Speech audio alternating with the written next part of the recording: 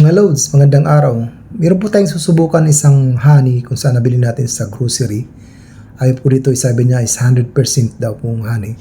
So ngayon, susubukan natin at gusto nating malaman kung talagang totoo. Ayon sa mga eksperto, kailangan din natin ihalo ito sa tubig at dapat malalaman natin na himihiwalay siya sa tubig. It means, hindi siya tulad ng asukal na humahalo at kumukulay doon. At sa itong tissue po ay sinasaw natin sa honey at sinubukan nating sindihan. Ayon naman sa mga eksperto, kailangan ito ay masusunog or sisindi. Dahil kung hahalo ito sa tubig, malamang hindi siya sisindi dahil mababasa nga dahil tubig. So ngayon, para malaman natin itong ginawa natin, nakita man natin na sumindi siya.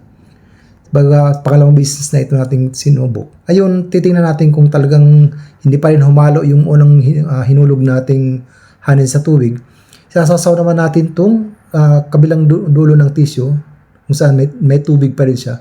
So, sisindahan natin at alamin natin kung sisindo hindi. So, ito medyo mas matagal na hindi siya nasunog kasi basa nga.